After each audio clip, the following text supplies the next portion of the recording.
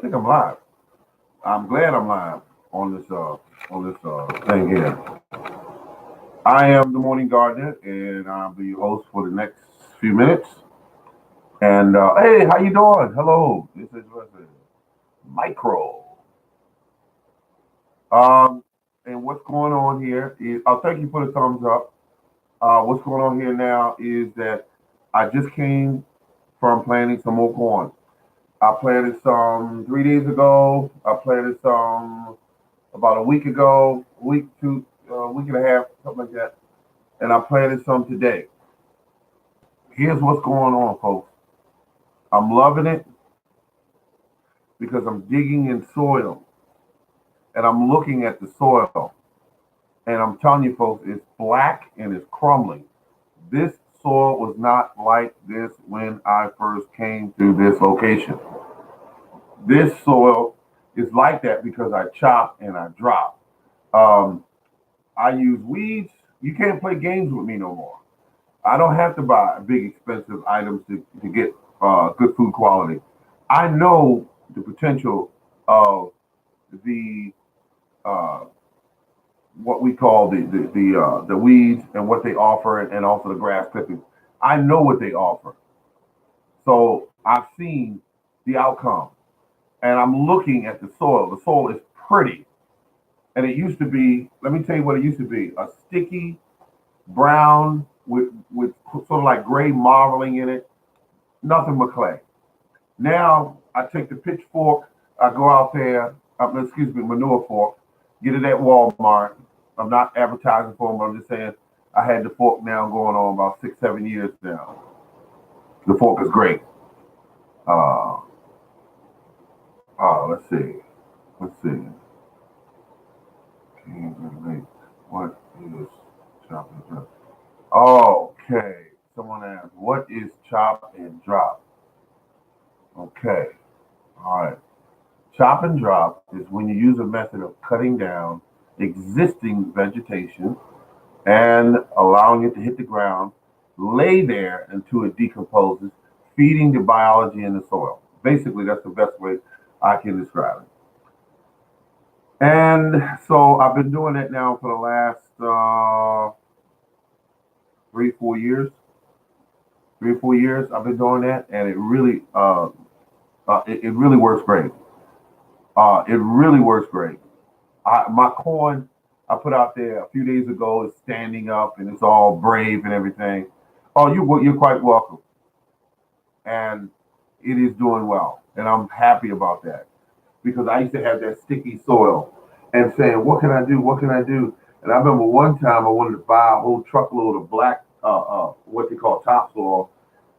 I'm glad I didn't make that mistake. That would have been a huge, costly mistake. Because now I have all the black soil I need, topsoil, all due to chop and drop. So my weeds in my garden are welcome. The trick is controlling them. That's it. The trick is control them. I use a weed whacker. I let them get about 6, 8 inches tall. I go out there, I weed whack them down.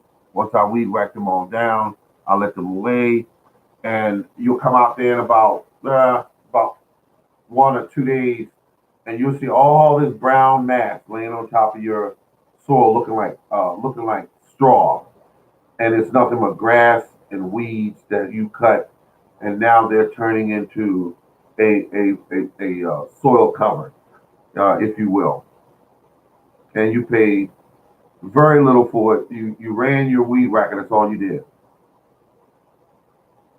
That's all you did, and you just push it to the side and plant your plant. Um, I go down as deep as my manure fork will allow me. I don't use a tiller. I don't use a shovel. I just simply hit that fork down in there, pull it back, come back 2 inches, pull it back again, come back 2 inches, pull it back again, and that's what I do. Once I do that, I'm going down 8 inches, folks, 8 inches. Now, I bought a spade shovel that's about 12 inches deep. I use that one strictly for my tomatoes. Strictly for my tomatoes. Beautiful. Beautiful soil. I love it, folks. I have cut down tree branches and put them all around my fruit trees. Every fruit tree on my property has tree branches around them that are foot and a half long, just all laying there. It helps add moisture to the ground in that location. Um, um, Not just the moisture, but the biology in that area. All these little insects that crawl and take care of the soil are right there around my trees.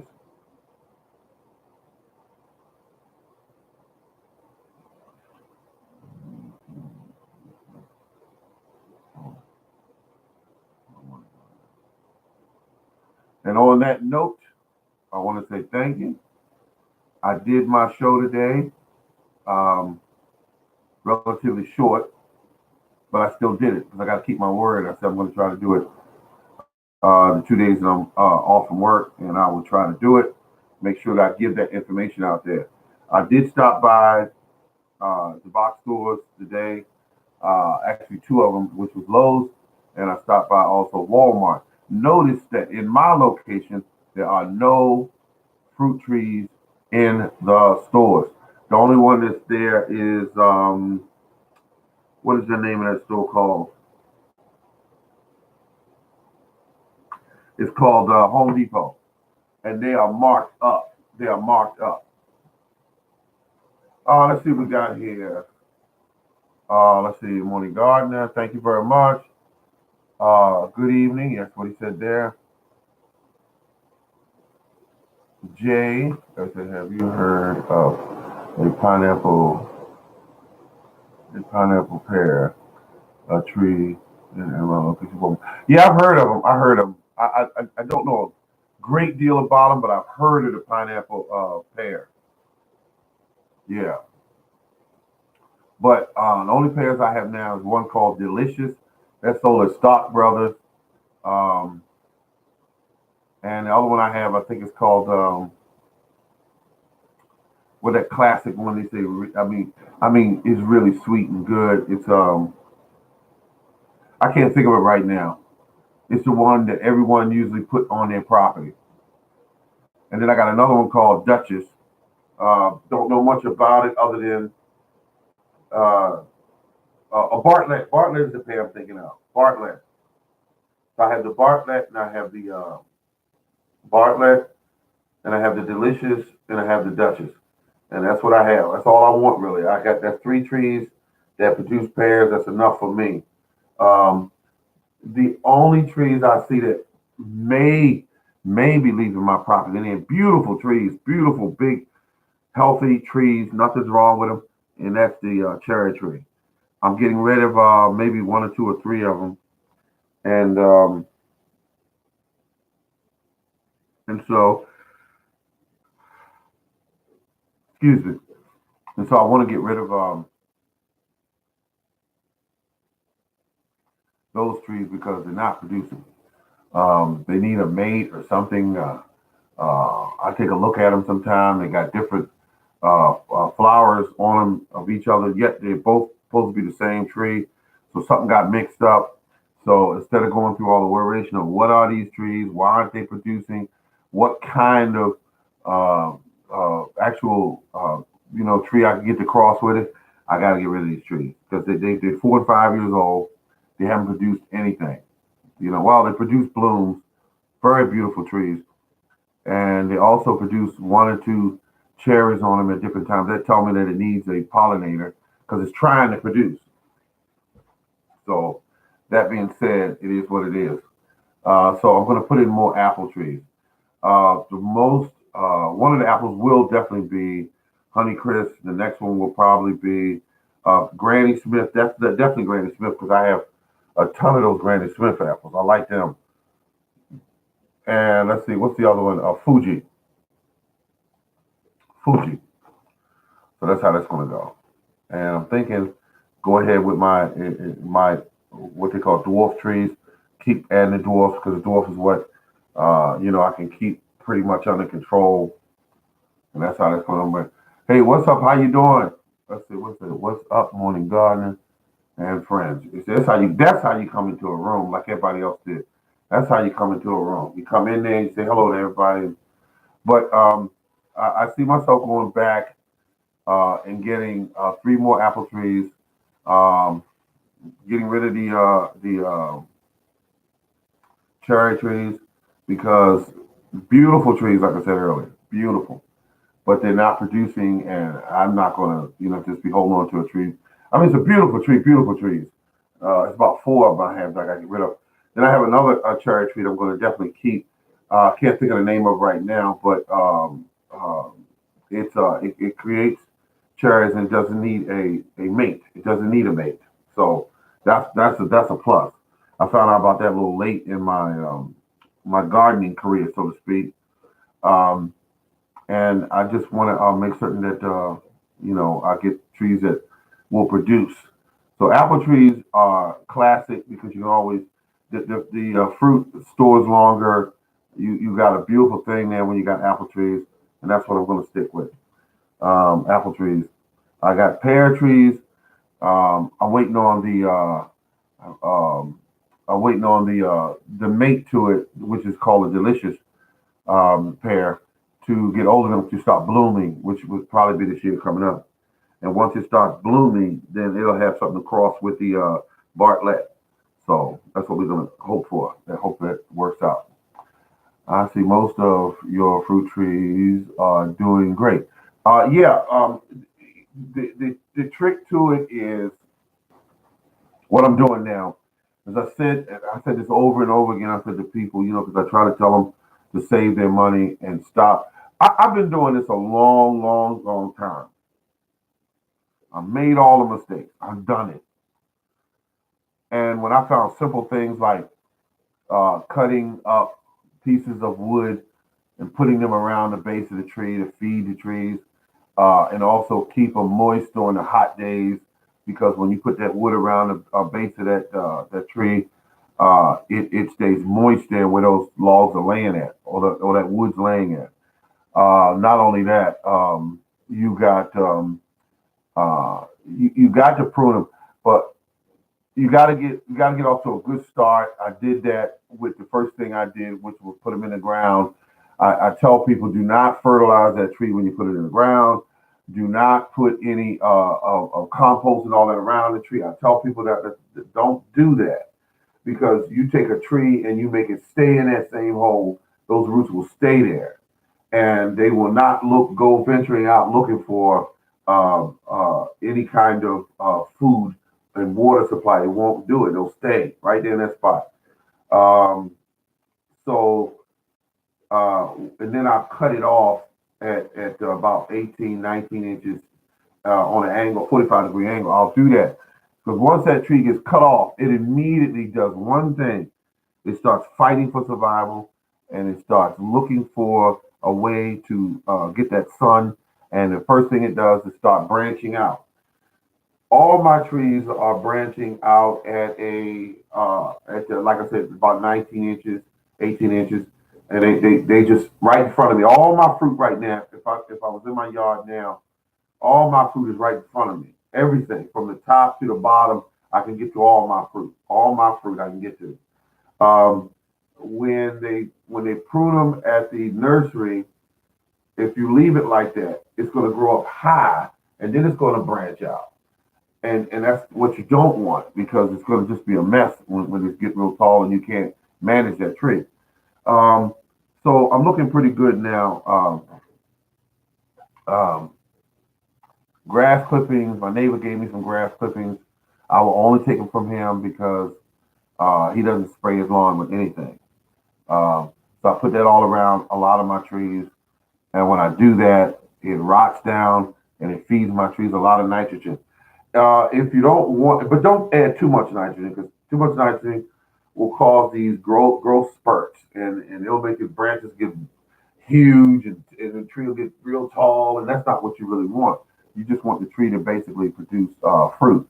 So that's those two numbers after nitrogen that you want to add to the tree and make it bloom out and take care of itself. But my trees are looking dark, pretty green, um, I got a ton of peaches on uh, all of my trees. All my peach trees are just loaded. The apple trees not so much this year, but I understand why. Because simple fact that um, they're still very young apple trees.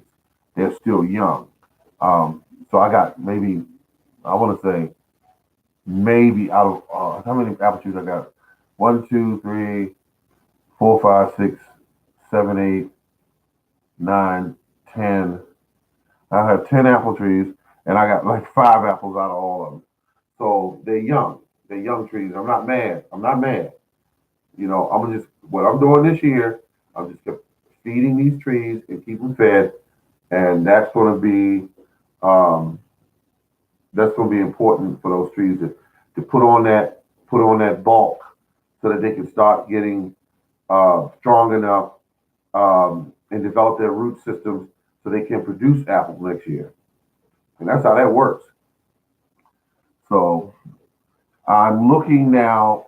Well, Stock Brothers is not really selling any trees right now. I want to mess with the prices are too high.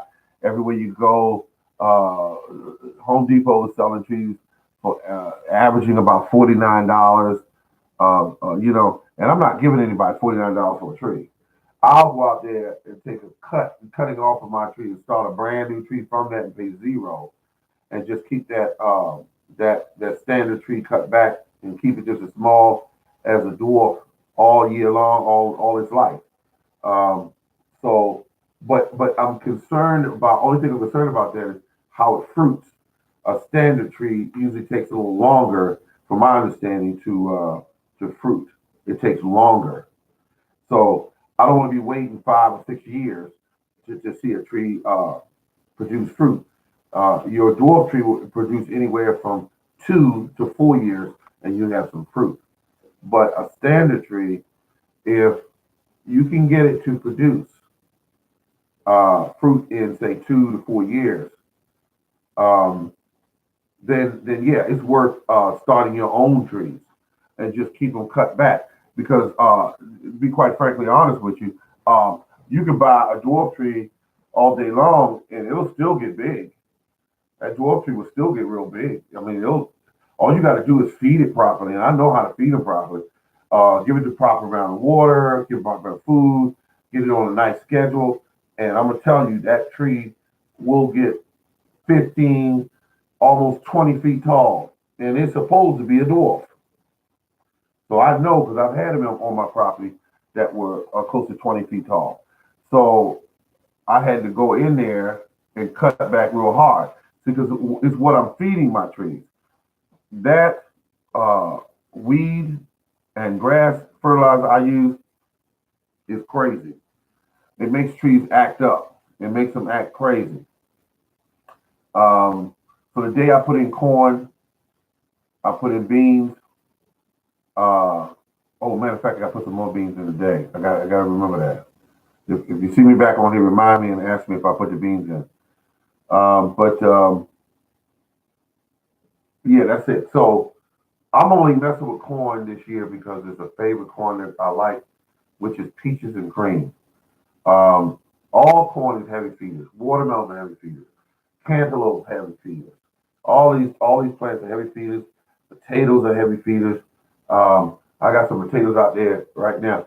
If you go to Lowe's, you might be able to score some. They're potatoes, and they're about $1 a box now because all of the uh, all of the springtime rush is over. Whoever has what they're going to get has done got what they're going to get from the stores. So pretty soon they'll be sending them back to the shops and saying, "Here, take these plants back." They'll be doing that. Um, so the bottom line is make certain that you put your best foot forward and keep an eye on your plants. I mean, go into the yard, look at your plants, pay attention to your plants. Don't just once you planted them, okay, I planted them, and that's it, because that's not it. You need to go out there and check them, look at the color of the leaves, look at the condition of the tree, make sure you don't have a bunch of bug damage. If you got, I see a lot of people plant real pretty, but if you look at my garden, I got a video getting ready to go up today. If you get time, check it out. Um, I don't plant pretty stuff. I do not do it. I keep the weeds under control. I keep the yard clean. But all this, neatness and all, I don't do all that because um, to me, uh, my tomatoes, when I put them in the ground, they could take up 4 feet that way and 4 feet this way.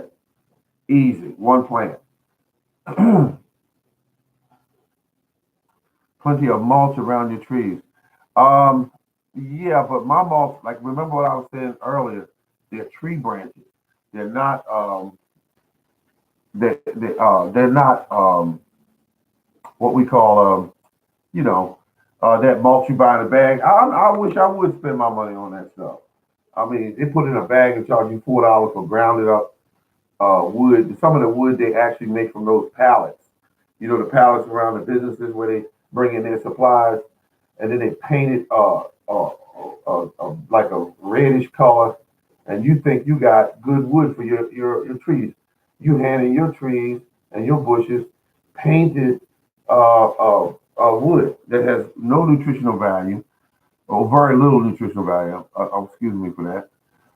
So you don't want to be doing that. No, I'd much rather get the trees that are overhanging around my property, cut them all up, and then put them around my trees, and I'm good to go. You talking about me, morning gardener? No, I'm talking about what I do with everyone is to get that information out. Because right now I'm in the mode. Right now I'm buying trees, I'm buying bushes. Um, I'm trying to get everything in the ground. And if I see somebody out there doing something where I can help them, because I mean, I probably planted over 40 trees. It's not a lot of trees, but I planted over 40 trees. I watched trees die. I watched them do well. And every single tree I've ever put in the ground did well once I learned what I was doing. Chopping and dropping method always works. Always works. Um, put the tree in the ground and not putting anything in that ground. Because there's a ton of videos out there. Watch them, and they're showing people the wrong thing. And they got people out there that are master gardeners, and they're saying, let's see, we dig the hole. Then he says, we're gonna sprinkle this fertilizer in there. Then we're gonna take some of the backfill, some of the original soil. Then we're gonna put some of the compost in there, and then we're gonna. And I'm looking at this and saying, wait a minute,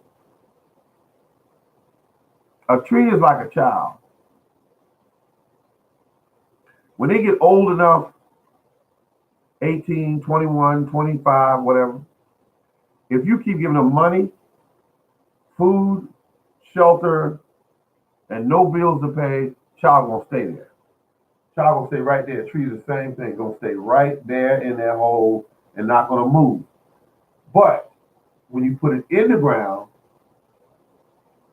after soaking the tree for 4 to 8 hours, depending on condition of the tree when you received it, um, and once you put it in the water and then put it in the hole, put it backfill it with the original soil that's in that hole.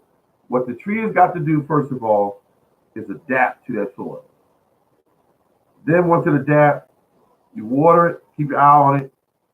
It's going to start sending out. It's going to start sending out roots. And then the root's job is to seek out nutrition, water, food supply. If it's already in the hole, it's not moving. They're going to stay right there. They're going to grow but so much, and they're going to stay right there with a plentiful food supply. So when I plant my trees, I don't put anything in the hole. I don't put fertilizer. I don't put compost. Nothing. I put them in the hole. When it starts leafing out, once it starts leafing, then I add a bit of fertilizer. That's what I do.